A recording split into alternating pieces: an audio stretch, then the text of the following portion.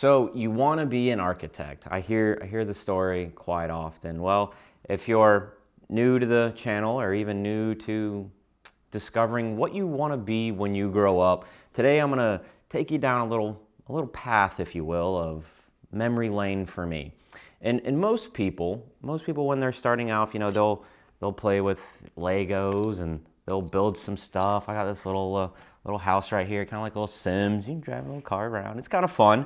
And I hear that story all the time of I got my passion from Legos. And while I did play a lot with Legos, I have a whole box of them around here. I grew up on a farm and I found a lot of fun in building just stuff. So I built tree forts, I built gates for our barn, I'd fix stuff that the horses broke, and I just really enjoyed building stuff. And so whenever I started on this path, graduating high school, right, of what do I want to be when I grow up? And I thought, architect sure does sound pretty neat. And so I went ahead and I signed up for my classes and I got in, and very first day of class was a completely different story. I walk in, in a class, I think there was about 40 or 50 of us in the class, and professor walks in and she grabs a plant like this and she sets the plant on the table, and they say, draw the space that the plant makes up. And I'm not going to give you the answer because I want you to imagine of what that space would be. It's a great experience, and if you are going into architecture school, I don't want you to know the answer from day one, but just imagine drawing the space that the plant makes up. And from that day, my mind was absolutely blown. I had no idea. I was like, this is not what I thought it was, but I was intrigued, and I wasn't going to give up. So along this path, you start to draw, sketches. You fill up sketchbooks like this of just all kinds of, sketches, and it's upside down for you guys, but just all kinds of sketches. And I have quite a few of these sketchbooks just filled up with all kinds of awesome sketches. Well, I say they're awesome because they're mine. They're my ideas. But there's also some books that I read that I was introduced to along the way. Some like this one, the Operating Manual for Spaceship Earth. That's pretty interesting. You also have Society of the Spectacle here. These books really start to introduce you to what space is. Not space like outer space, like space as in the void in which we live in, the rooms that we are in. And once you start to understand space as an architect, you then can construct space. You can construct it and create limits for the individual to create experiences.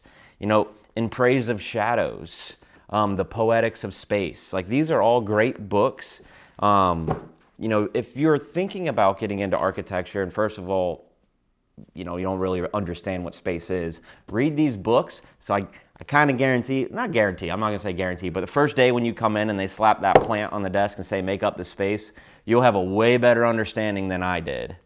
And so once you begin, like I said, understanding the space here, you move through college, and it's mainly, college is all about constructing your design vision and who you are as a designer. So they'll introduce prompts to you of different problems and things that you need to craft space around. Like, one of our projects was called Door, Window, Stair, where your whole project is made up of doors, windows, and stairs. And some of this doesn't even work. Like, they're not buildings. It's all about understanding the construct that you are creating and how that experience feels. And then as you progress through college, the more and more real the projects get, the more you're worried about structure, the mathematics behind it. That you don't have to be good at math to be an architect. We have computers today that help us out tremendously. And then, you get into the real world, and there's a lot of different paths you can take in the real world. I say that because there are different trades. A part of the architecture firm. There are people that are designers. They are specific, that's all they do is they design. Then there's other people in the firm that they are the construction managers.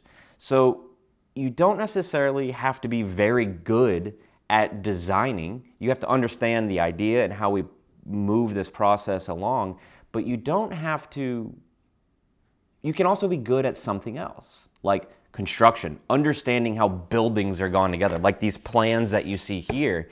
You know, how is that wall actually built? Now, after college, you know, there's a lot of different firms you can go and work at. You know, engineering firms have a lot of architects. You can work for a real estate developer. You could go to your architecture firms, which is the path that I took. And I had the great opportunity to design museums and convention centers. And I did that for a couple years, even where I designed this tower. I know it looks small here, but in reality, this was a 300-foot tower. It was never built, but this was for a really neat museum. And if you look at it here, you look straight down, see a little star? That'll give you an indication of what this was for in this project. You know, it was going to be lit up, and it wasn't inhabited. It was just a tower, you know, for observation. So there's different aspects that you can take. Now that I own my own firm and I do my own projects, I'm not doing the museums or the convention centers. I go more towards the residential side and, you know, understanding more so of the house world, and then small to medium commercial projects. But this is really to elaborate a little bit on the fact that architecture is very broad. I know quite a few people that started architecture. As I said, there was about, you know, I think it was 40 or 50 in my class. And that was my individual class. The whole first year, there was about 150 of us. There was multiple different classes with different professors. But when I graduated from University of Florida, go Gators, with my master's degree, there was about 35 of us total. So you went from 150 down to 35. And there's people that find different paths along the way, and that's okay. I even know some of my classmates that graduated with their master's degree, went and worked at architecture firms, and then realized that it really wasn't for them. But they took their degree that they created, and they are in different fields, but just their understanding of how architecture works in the discovery process that we dive into every single day, how that has applied to different careers, whether it's graphic design, whether it's even data entry, you know, engineering. The world is very broad for architects, and you can find your way on pretty much anything. Now, that's also my opinion, kind of a little jaded because I'm, you know, an architect, and I like to think I can do it all. But that being said, I work with a lot of consultants. As you know, you jump into the real world, you'll also understand, you know, the value of having a structural engineer on your team, like, or a mechanical, electrical, plumbing engineer. Like, there are so many different paths. On residential, you don't do that so much. Commercial, you do. You can check out my other videos to kind of dive in deep on the fun stuff of architecture, right? The day-to-day of it. So today's video was really just about discovering, you know, what it means to be an architect. And one day after you go to college, and in my instance, I got a master's degree. You can get a professional, 5-year professional degree. And then in some other states, you can actually get just your bachelor's degree. You know, every state kind of depends on where you get your license. And then after you graduate, you go work at a firm. You intern for probably roughly about 2 years. There's a certain amount of hours that you need to get in certain categories.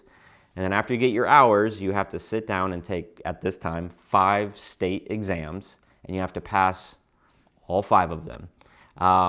That's another whole process. It took a little bit. You know, it's not an easy process. But then one day you'll come and you'll get the good old stamp here. I passed all mine, and I got this stamp, and this stamp right here is what they always say, you're licensed to kill, right? So you are now taking liability for your designs.